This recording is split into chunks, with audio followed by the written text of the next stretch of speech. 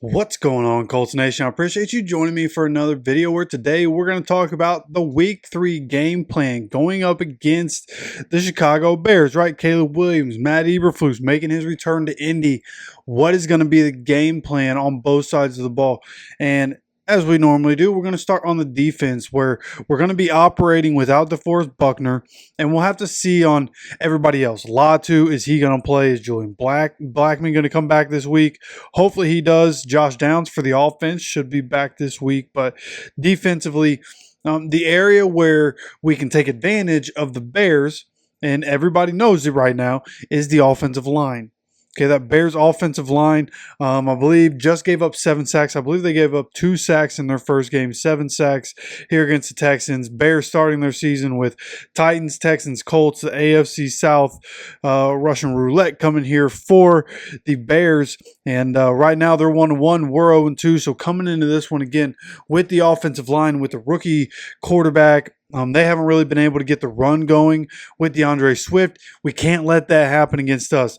We saw in the game against the Packers, first half, we got gashed. They got a bunch of rush yards in that first half, and we were able to turn it on defense and to be able to make some adjustments to stop them from running all over us there in that second half. So coming into this game, hopefully we can have those adjustments, right? And again, DeForest Buckner only played 10 snaps in that game, so going into this game without him, DeAndre Swift isn't Josh Jacobs.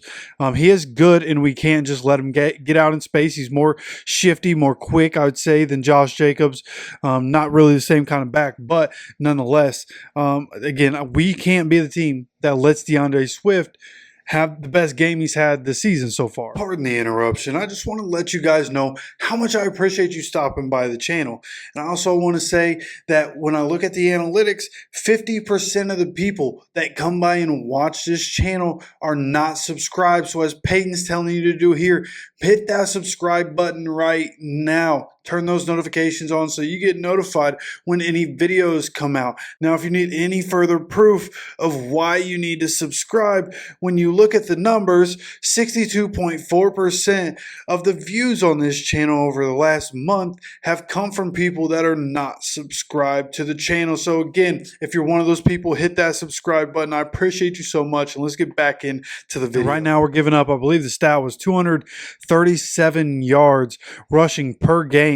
Right, first game, Joe Mixon by himself gets 156. They get 213, I believe it was, as a team, and then the Packers get 261. So altogether, 237 a game that the Colts have given up on the ground so far. I believe the Colts offense has run 96 plays this season.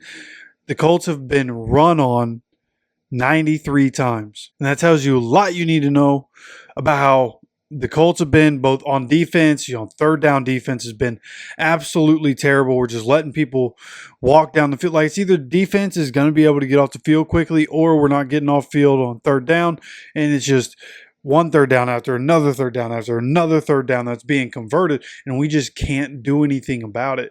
So coming into this game, again, got to be able to stop DeAndre Swift. Got to make sure that Caleb Williams isn't running all over the yard. He is elusive. He's also a rookie. He took a 19-yard sack I saw in one of the games. I think it was the Tennessee game, which was his first NFL game, but taking the 19-yard sack nonetheless. So if we can force Caleb Williams into some bad decisions, again, hopefully we get Latu back for this game.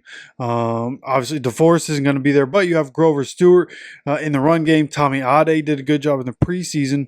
Hopefully, he can translate some of that into the regular season now that he's, I would assume, going to get a chance to start. Maybe it's going to be Taven Bryan.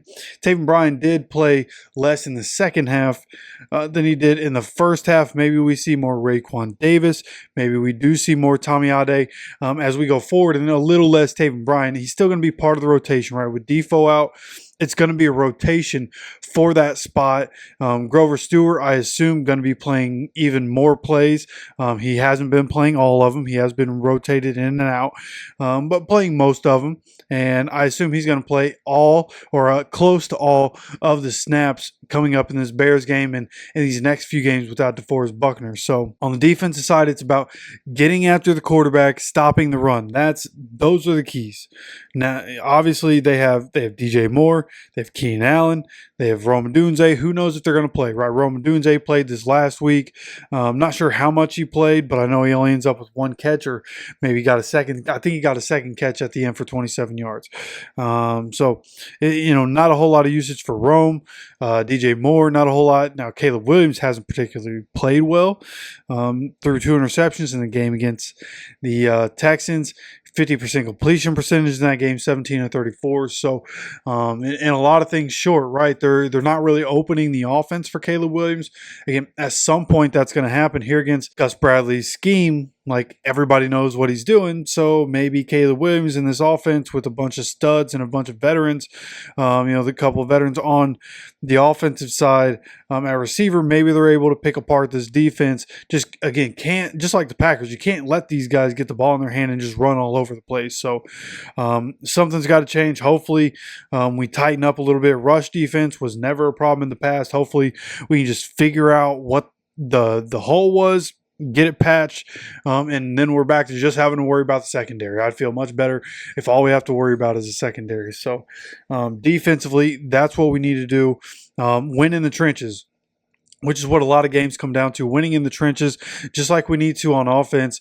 When you talk about what the game plan should be, it should be running the ball. 12 carries for 103 last week, and Packers traditionally over these last few years, not great at stopping the run, so not really a surprise. Saquon had like 3 touchdowns on him.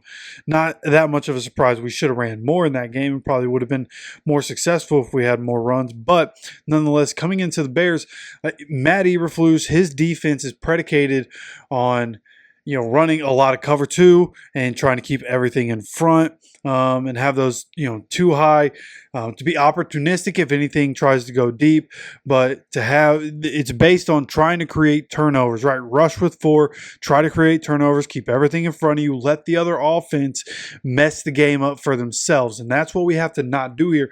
Can't come in here turning the ball over. We can't get behind the sticks consistently. We have to be able to run the ball with Jonathan Taylor, with Anthony Richardson. We have to be able to sustain drives. Now, again, that's why I hope Josh Downs comes back. And later today, they're going to have practice and they're going to go through the injury report, and we'll have more information. Is Josh Downs full participant again? If he is, I just assume Josh Downs probably going to be back this week. He was close to coming back last week. Didn't happen. I assume he'll come back this week, and we'll see what happens there. But having him back will be major for the offense. We'll be able to sustain drives with a guy like Josh Downs, maybe help push the ball down the field. Obviously, A.D. Mitchell got to work on his hands, apparently. What we saw from last week, and I saw Dan Orlovsky, and I thought he made a good point on the Pat McAfee show talking about how A.D. Mitchell just doesn't seem ready for when AR is trying to throw in the ball, and AR is getting impatient, trying to wait for A.D. Mitchell, and he's not waiting. He's throwing to where the ball's supposed to be, and where A.D. should be. Just hurry up on a route. Like, don't stop running on your route. That's been a problem for the Colts right now. Is you could say effort, right? Not quitting on a route. Anthony does a good job of dissecting things so quickly. So just make sure you're getting to your spot as quickly as you can, because he's dissecting. He's ready to go. As of right now, A.D., AR, they're having trouble connecting with each other. Guys having trouble catching AR's passes. I know he guns them in there, and I'm not going to sit here and say it's easy to catch those balls. It's not. Get one of those NFL regulation-sized footballs, get it gunned in at you at 50, 60, 70 miles an hour. Like, AR guns those things. It's not easy to catch, but these are NFL wide receivers. This is what you do. If you're traditionally what they say, you touch the ball as a receiver, you should catch the ball. So this week, it's all about playing it safe on offense. And again, winning in the trenches, offensively, defensively, stopping the run, being able to run the football. That's what's going to win this game.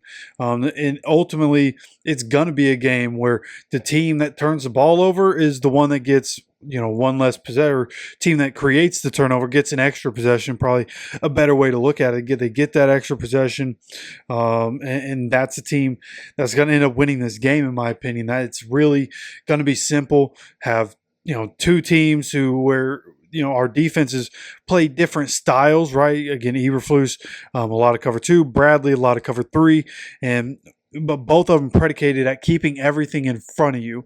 Eberflus is just a little more of an attacking style, even though it's keep everything in front of you, whereas Gus Bradley just kick back, relax, let him catch the ball, tackle him, rally to the ball, but definitely let him catch it. Don't contest anything. If it's 3rd and 5, let him get to the sticks and then put your hands on them. That's what Gus Bradley's defense does. So all the people saying, like so many people in the comments I'm seeing saying, oh, I can't believe you're saying this about Gus Bradley. The offense was terrible. Defense only let up 16 points. Offense has to be able to put up points. You're not wrong. I'm not saying you're wrong. I'm just saying Gus Bradley is I can't say what I want to say. Gus Bradley just isn't good anymore. He's not good as defensive coordinator. Doesn't need to be our defensive coordinator.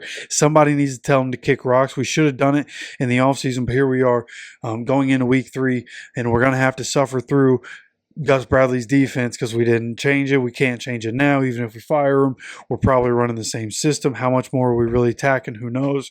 Yeah, so this is what it is. And hopefully we see some change, right? A lot of young pieces. We have a lot of veterans, but also a lot of young pieces. Need to see some change. Especially our veteran players with Defoe out on defense. Zaire Franklin, Kenny Moore. Hopefully Julian Blackman comes back. We got to have some guys make plays. Got to make plays. Got to get a win on the board. Can't go into week 4 against the Steelers 0-3. Not only would I be, not very excited about going to that game, but you got to get a win. You have to keep pace with the Texans, have to keep pace with the AFC if you want to make it into the playoffs, even as a wild card later in the year. So, injuries aside, we have to be able to execute this week. And again, trenches, that's how we win. Trenches, turnovers, that's the game plan this week. You let me know your thoughts on my game plan. You let me know what your game plan would be if you're Shane Steichen, Gus Bradley. How are you playing this week? You let me know your thoughts down in the comment section. Of course, make sure you subscribe with notifications on so you can continue to get notified anytime we have any more content come out on this channel. Of course, appreciate you stopping by for another video. And as always, take care of yourself, take care of each other, and go Colts.